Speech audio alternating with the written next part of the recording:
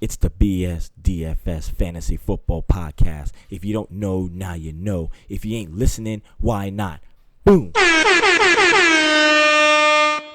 This is the BSDFS Fantasy Football Podcast with Scotty and Brian, with the quick picks to make you the quick bucks. We're going to succinctly cover the highlighted picks that will make you money. Now let's get into it. Let's start off with quarterback. Scotty, do you want to go ahead and start us off? So the first quarterback I want to talk about, he's a little bit of an odd pick, but I do like some Flacco going against the Chargers. Oh, I totally knew you were going to steal that one from me.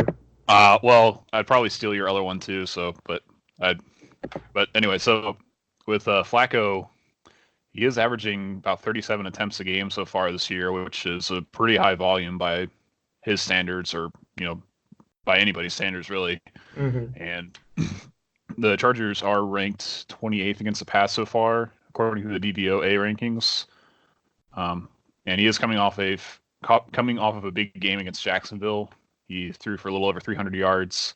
He's sitting at a really good price point at 4,700. So, I mean, getting a quarterback for under 5,000, it's a really good. Plus, Chargers really good pick. Kind of lead people in the game. Like, they can't seem to take them out like they should. Yeah, I think we'll probably end up pairing him with mostly like Sutton or probably some Sanders. Yeah. Yeah, I do like him at that price point this week. It's really just enticing. Cheap. Like, I wouldn't otherwise like to touch the Broncos, but it's just such cheap price points all around for receivers and quarterback. And I mean, I just think it is a good matchup. Said it is a good matchup as well. Yeah, and again, like the Chargers they have the opportunity to shut out a team, and they just can't seem to do it. They keep them in the game. So I think it's going to be a high-scoring game for the most part. And, yeah, I see that one. That was top on my notes, and you 100% beat me to it. So let me go ahead with one of my picks. Let's see if I took your other one. But I don't know. Let's see. I was thinking some Kyler Murray. No, not quite. Oh, did you choose the other side? Probably. Going for that red rocket, I guess. Which I get so sick of hearing Booger say it over and over. Oh, red rocket, red rocket. Oh, he's red rocket. But yeah, I was thinking Kyler Murray, just because, I mean, look what the Steelers did to him. I know a lot of the Steelers game was a lot running, but at the same time, Kyler Murray's been pretty solid. I know he hasn't put up great numbers. He's had a pretty solid floor, but not a huge high ceiling. But I also think that they're going to try to learn from that game plan that the Steelers played and do some passing to the running backs and try to get some yardage that way, which is why I'm definitely looking at some David Johnson as well, just to include him in there. So that's definitely on my radar. And I take it, if you want to go after me, that you can go ahead. Oh, I mean, honestly, I'm kind of surprised you didn't go some Mason Rudolph. It's just because it was such a run-heavy game. I mean, he's going against a much better team in Baltimore. He's going to have to do a bit more. I mean, trust me, I would love to cheer on Mason Rudolph, but it's just our offensive coordinators have not really organized it that way, and they haven't let him let the ball go. I mean, I know he's only played or started in 2 games, but at the same time, they haven't let him loose at all. And I would like to believe in my team a little bit more, but I'm just kind of nervous the way they've been playing, and they've been playing it very timidly. Well, the Baltimore defense has actually given up 300 yards in 3 of the 4 games that they've played so far. Mm-hmm. So, I mean, again, this isn't the Baltimore defense of old. They're currently ranked 25th against the pass, which is pretty darn low. Yeah. And Mason Rudolph is sitting at 5,100, which is a really good price point, and he's got cheap receivers to pair him up with. Yeah, because it looks like Juju might not even play. It looks like he might be out. Yeah, and I haven't actually looked at the total quite yet, but I imagine it's going to be a little on the higher side just because neither team is very good on defense. Yeah. So I do like him at this cheap price this week. Yeah, and I guess to pair him up with cheaply, Washington, because they've seemed to have some rhythm and some chemistry going for them. So I would definitely see that side of things if you're going with Mason Rudolph to pair him up. Which don't worry, I'm going to be playing him in some lineups, but he wasn't one of the top ones on my radar. Let's go over some running backs real quick. Okay, so I'm going back to the well.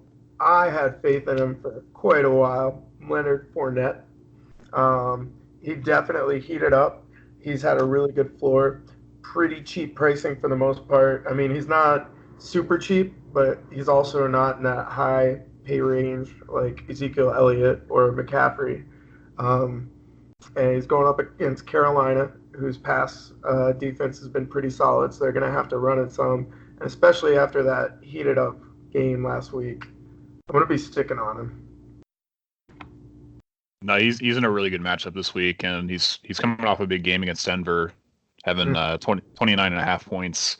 And for whatever reason, his price pretty much stayed the same. He actually went down $100. Yeah, but yeah, sometimes I don't know how their algorithm works, but I mean, I'll take it. yeah. Carolina is top 5 against the pass so far this year, but they're actually in the bottom 5 against the run. So it's definitely going to be a 4-net game. But I think I stole that one from you. You did, yeah. It's a good one though, to be fair. Mm-hmm. The other, I usually don't talk about the expensive guys too much, but I do really like Elliott this week going against Green Bay. Yep. Much like the Fournette pick, Green Bay is top 5 against the pass, but they're like in the bottom 5 or 6 against the run so far. Mm-hmm. And they are averaging 142 rushing yards per game. Yeah. And I think, he ended up with 100% of the carries in that last game, so you don't have to really worry about Pollard coming in and like vulturing any touchdowns or stealing carries away. I think this is going to be a close game that Elliott's going to need to be involved in pretty much the entire time if Dallas wants to pull out a win or at least have a shot at it. Yeah, I definitely agree with that. I mean, plus the run defense has just been miserable against Green Bay. So, I mean, I definitely think it's a good pick for him. One that I've already kind of touched on a little bit earlier is David Johnson. Again, kind of pricey, but also what they can learn from watching what the Steelers did, picking them apart, is passing to the running back. And I think they're going to try to do the exact same gameplay. I mean, he's already got 8 receptions with 11 targets the last game. He's a dual threat. I mean, everybody forgets he had that great season until he broke his wrist. What was it, 2 years ago?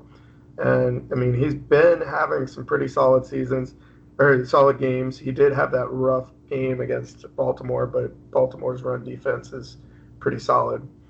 So go ahead and talk about your other one.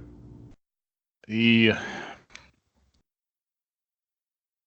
guess the other one I want to talk about some Joe Mixon going against Arizona. Arizona is, I think, either allowing the most rushing yards or they're like second most rushing yards at 146 average per game. Mixon is starting to get a little bit more involved, and he's starting to get more work, more carries, and he is sitting at a pretty decent price point at 6,100. So I think he's in a very good matchup this week at home to add to it.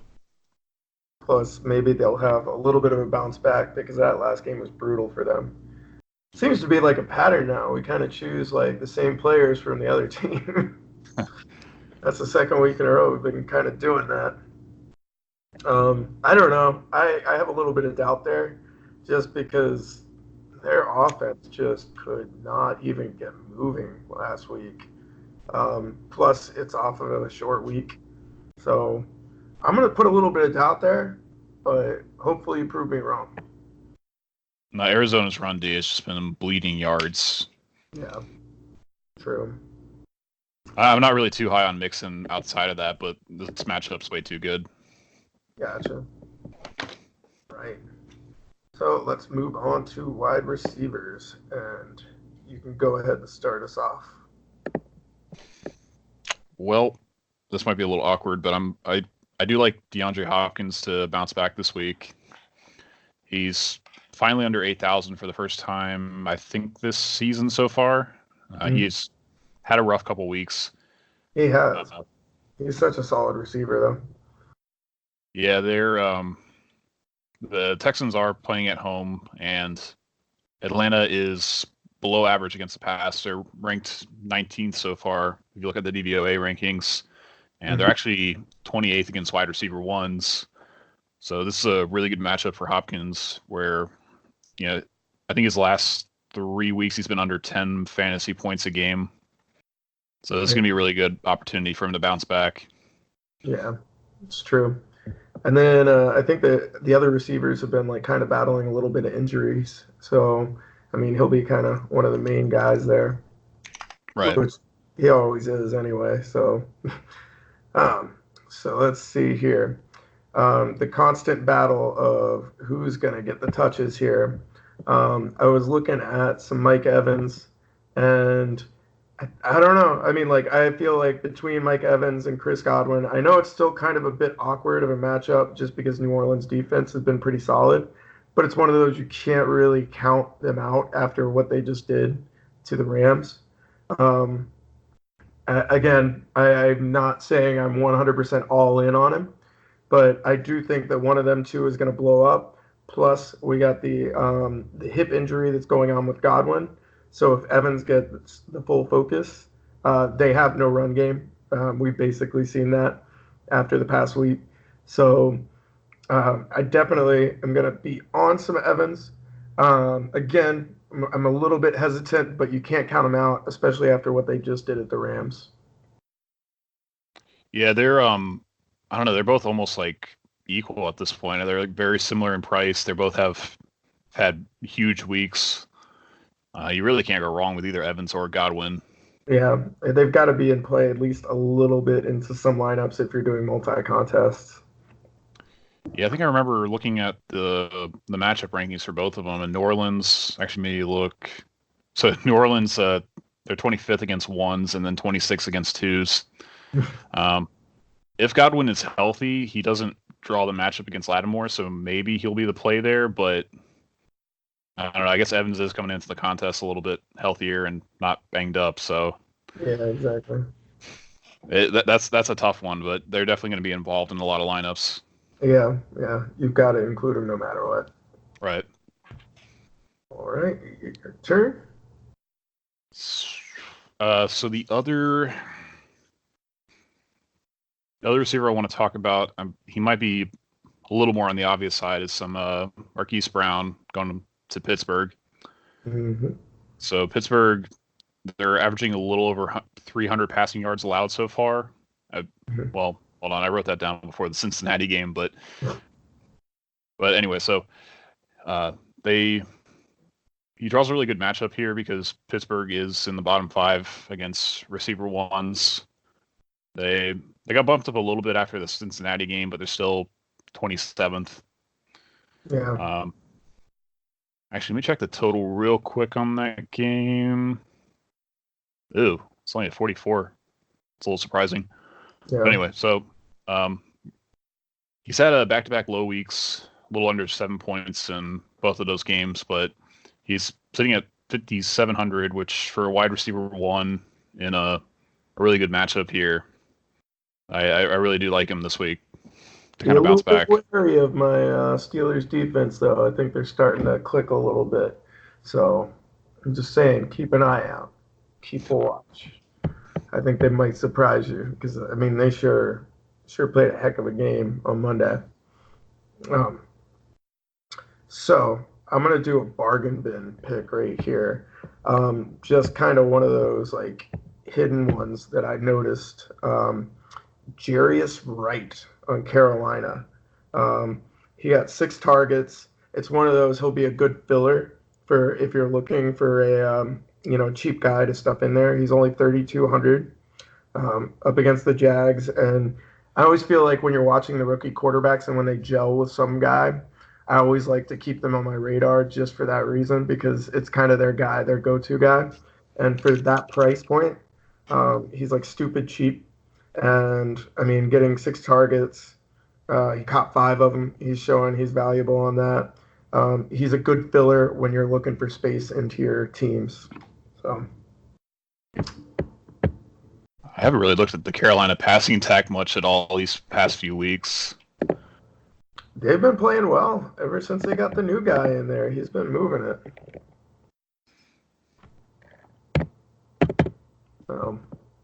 Yeah, Right. I don't really have anything to add, unfortunately, so I apologize for the silence. No worries.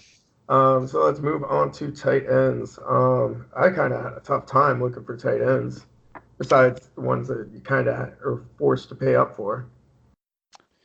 Yeah, this is definitely the toughest week so far, at least for me. Mm-hmm. Me too. I mean, I do like Mark Andrews this week. He's under 5,000. Mm-hmm. He's been a big red zone target, and Pittsburgh is like one of the worst teams dating back to last year against tight ends. Yeah. But I do think he's a little bit on the obvious side. Yeah. I mean, one, I kind of went back again because I just felt like it was very tough to find. I went with the classic Greg Olson. He's had 2 solid weeks and then 2 rough weeks, but also there wasn't much scoring. And I don't think Jacksonville has as good of a defense as they had before. So I think he's still in play. They're kind of in the middle ground on tight ends. So still think there's, good use for him. But again, I just had a really rough time finding tight ends for the most part this week. Yeah, the only other one I guess it's worth highlighting would be some Ben Watson for New England. He's finally coming off of a 4-game suspension, so this will be his first game back. It is a little difficult to predict how much of this offense he'll end up getting. But there should still be plenty of offense because they're playing Washington, and Washington doesn't know how to stop anything. Yeah, I mean, they haven't really used the other 2 tight ends too much, but I think most people are speculating that Watson's going to come in and be like the number 1 guy. Roll. What's that? The Gronk roll. Yeah, so I guess that this pick was kind of based around that, maybe he'll be a good red zone target. Yeah. But I mean, I think he's like the most experienced and probably the best tight end on the roster, which might not be saying much, but yeah. we know. But I mean, if there's enough, offense to hand around like there typically is, I mean, for that price point, you just need him to, get a red zone target and make it work. So I don't hate it. One last one I'll touch on real quick, which has just been a solid pick. He is getting up there in price, so this isn't for, the faint of heart, especially against Chicago defense. But Darren Waller has been just the go-to guy for Carr. I think it's just because Carr has no other offensive weapons whatsoever. I think the least targets he's had all season is 7 in a game. So he's going to get the targets. I know it's a tough defense, but still, he's got to throw to somebody. And I do think that that's the only guy probably on that whole team that I would even touch. But yeah, he is getting up there in price. So I think he might be getting himself priced out. But I would still put him in some lineups just for that reason, for being basically the only weapon that Carr has.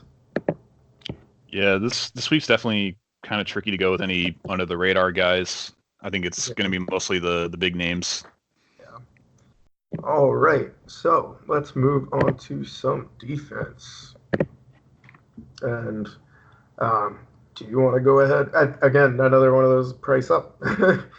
Pretty much. The only cheap defense that I'm going to roll with is actually some Tampa Bay. Mm-hmm. So they're sitting at 2,200, which is, I think, in the bottom 3 or 4. Yeah, bottom. They're third from the bottom. Huh. So I didn't even look at them, but they've been putting up solid numbers. Yeah, I mean they're games. I think they're second against the run so far. They're averaging only like They're averaging under 60 rush yards allowed per game. And Bridgewater hasn't really lit up any defenses yet. He's yet to go for over 200 passing yards in any game so far this year. They've basically been keeping him under wraps the whole time and just trying to keep him as a game manager. Pretty much. So I think with Bridgewater being in there, the Bucs are a fairly safe pick for 2,200. Yeah, definitely. I mean, they've still been able to put up numbers even with the scores being kind of crazy. They've been pretty high, and they've still been able to put up numbers. So I see it. One that I want to go with on the cheaper end is Dallas, and I know it's against Aaron Rodgers, but at the same time, it's just everybody on their roster as far as receivers goes is injured. And I know Aaron Rodgers can make stuff happen, but I mean, there are so many question marks across the board on their receivers. So I feel like it's going to be kind of similar to the play that you were talking about earlier, playing Ezekiel Elliott, play some defense in there, slow down the clock, and just have them grind it out. I think that would be a good game stack right there. Yeah, definitely. I mean, Zeke's definitely going to be able to run the clock out. So the Dallas defense is actually pretty good for under 3,000. Yep, for 2,800, solid pick. And plus, they've been kind of gelling recently. They've been able to put up numbers, even though they didn't put up the best numbers before. But I mean, if they played kind of the same game plan that they played against New Orleans, I mean, it's going to be keeping it quiet. So, all right. So, do you have any sneaky picks of the week? The only one I do want to go over the Philly backfield a little bit. I think Jordan Howard's going to be a little more on the obvious side, especially coming off of a 3-touchdown game. Yeah. But Miles Sanders, I feel like, is in play as well. He's a little cheaper, but they are getting about 50-50 in terms of the timeshare in the Eagles backfield. And the Eagles are coming in as 14-point favorites at home against the Jets. And it's only going to get worse if Darnold's not able to play, which it's looking like it's still kind of up in the air as to whether or not he'll be ready in time. Yeah. So I could see the Eagles backfield kind of rotating in and out, especially if they get ahead. Yeah. And keeping everybody kind of fresh and avoiding injury. Yeah. So on the other end of that, except for the receivers, for New Jersey, Robbie Anderson, I know this is just a hear me out. I know he hasn't been putting up great numbers, but he is super athletic, plus the only receiver. So if the game gets, kind of where they actually have to throw the ball, I do think he's kind of in play a little bit on a cheap option. Again, I'm not thinking the world of him, but he's just one of their only main receivers, super cheap. I know they're going, with like the third string quarterback now, or is it second string? No, that's third string. Yeah. So I know that's kind of rough, but at the same time, that guy's super athletic, and I've seen him make some crazy plays in previous years, although that does kind of hurt the value. So, but I do think keep him on the radar because he's their wide receiver one. So, all right. We're ready for the gut check. Ooh, gut check. You want to start off this week? I feel like I always go first. Yeah, sure. Let's do it. Okay.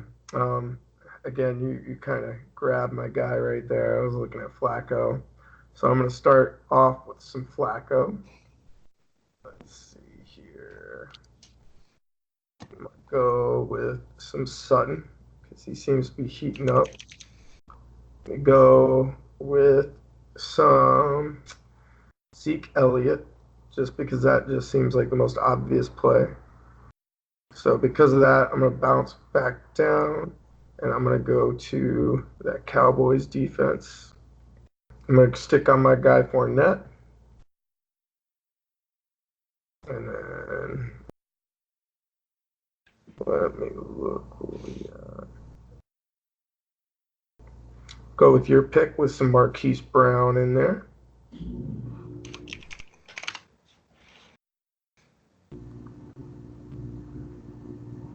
I'm going to go with that Robbie Anderson just for a punt play in there in the contest.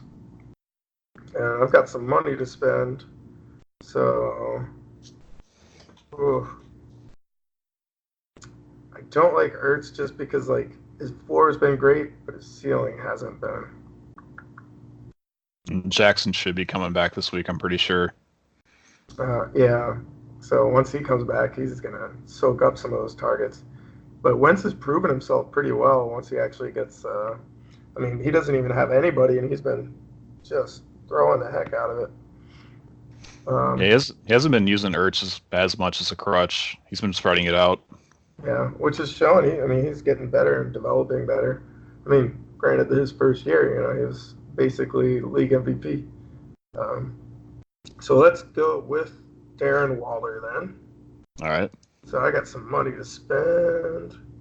And then let me go with some Julio Jones. Now let me stay with my David Johnson, since he's right in play and my budget in there. And that is my lineup. All right. Let me navigate back to there we are.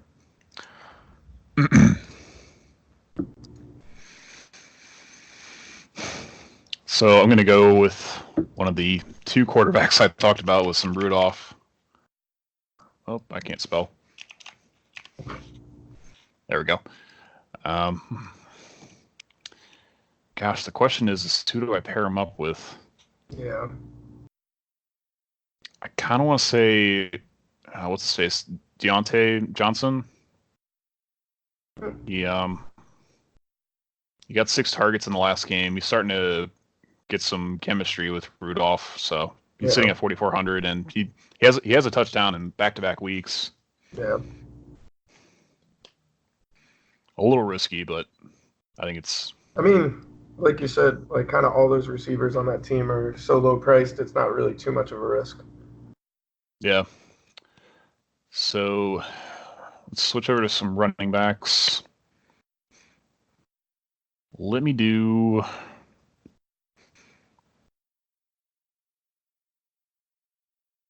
Sanders, Miles Sanders, and then we'll do